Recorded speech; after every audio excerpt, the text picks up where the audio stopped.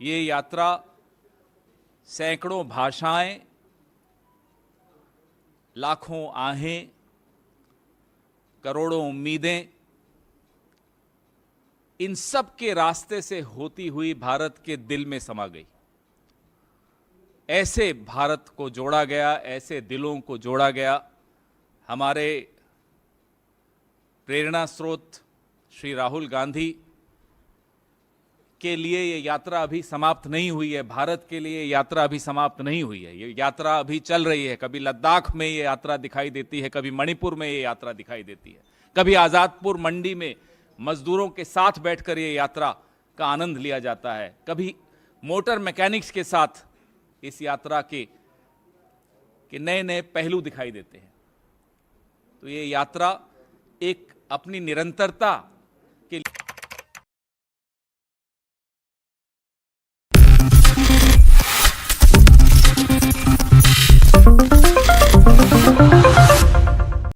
नमस्कार साथियों, आज ऐतिहासिक भारत जोड़ो यात्रा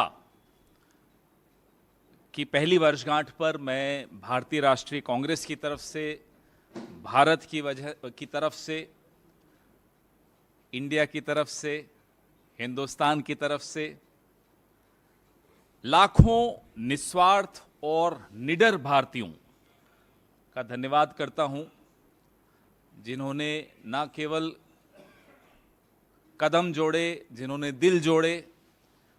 और ये यात्रा 145 दिन, 4000 किलोमीटर, ये सब आंकड़े आपके पास हैं, लेकिन ये यात्रा मुझे नहीं लगता कि मीलों और किलोमीटरों में नापी जा सकती। ये यात्रा सैकड़ों भाषाएं, लाखों आहें, करोड़ों उम्मीदें, इन सब के रास्ते से होती हुई भारत के दिल में समा गई।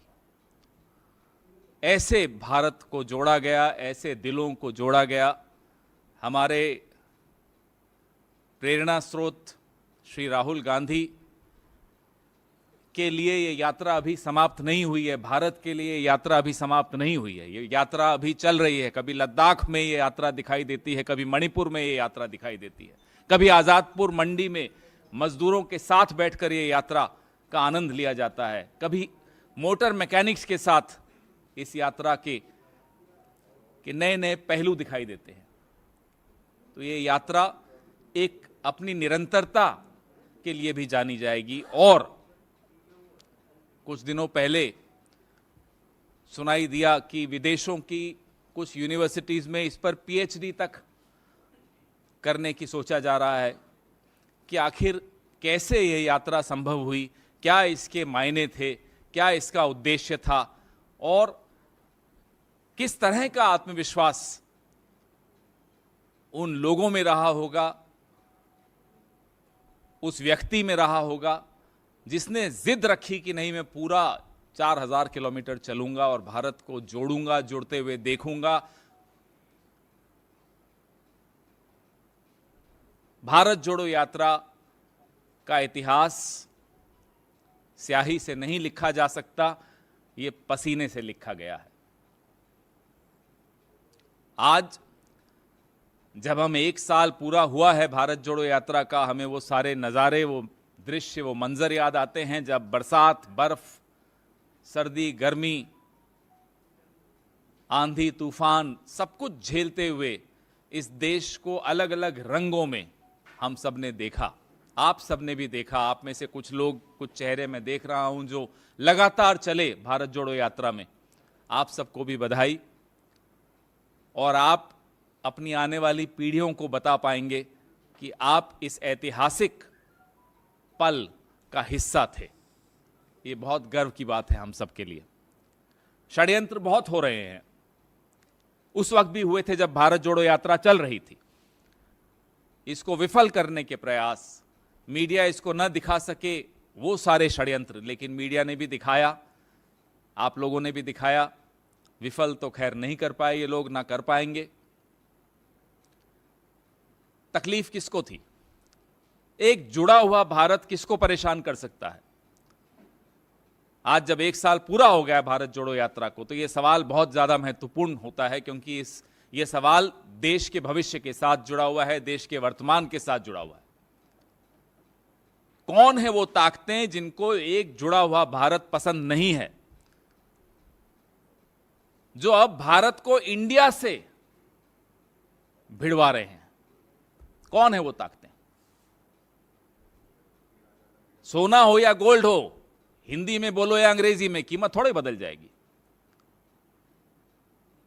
तो ये जो षड्यंत्रकारी ताकतें हैं, इनका चेहरा बेनकाब हम एक राजनीतिक दल हैं, हमें करने की आवश्यकता नहीं है। आप मीडिया हैं, आपको करने की आवश्यकता नहीं है। प्रत्येक भारतवासी इस चेहरे को पहचान चुका है, जो भारत को इंडिया से लड़वाना चाहता है। हमारी सबकी जिम्मेदारी, आप सबकी जिम्मेदारी इन ताकतों को पहचानने की, इनको बेनकाब करने की और भारत और इंडिया को आगे बढ़ाने की है। जुड़ेगा भारत, जीतेगा इंडिया, ये एक हम सबके दिलों में बैठ गया है नारा। ये एक तीर्थ यात्रा थी और ये तीर्थ यात्रा है। तीर्थ यात्रा कभी समाप्त नहीं होती। तीर्थ यात्रा हर यात्रा का प्रारंभ होती है, शुरुआत होती है, वो खत्म कभी नहीं होती। हम में से कई लोगों को ये सौभाग्य प्राप्त हुआ कि हम इस तीर्थ यात्रा का हिस्सा बने।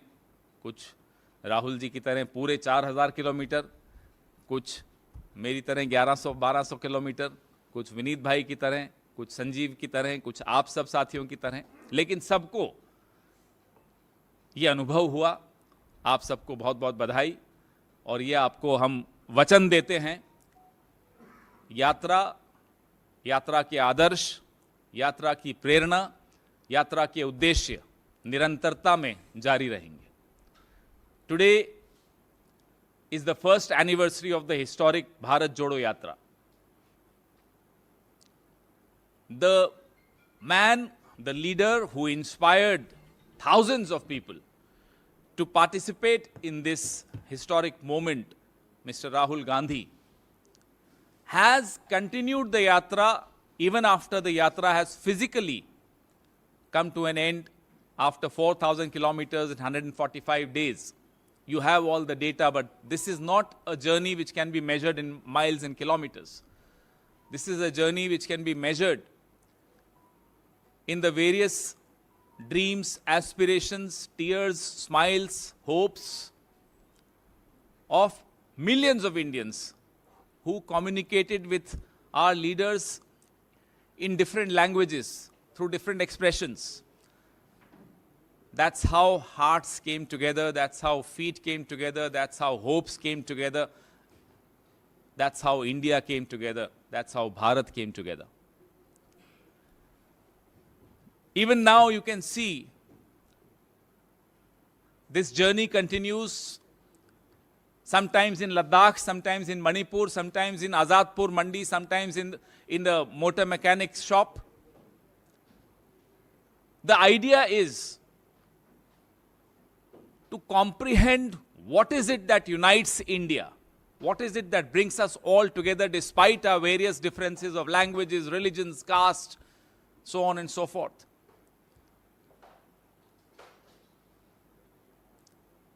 That idea will continue. However, there are forces, and there have always been forces that have tried to stop India from uniting, that feel threatened to see a united India. Who are those forces? We don't have to respond to that question. You don't have to find out the answer. Everyone knows the answer. These are the forces that are trying to divide Bharat and India. Can you believe this?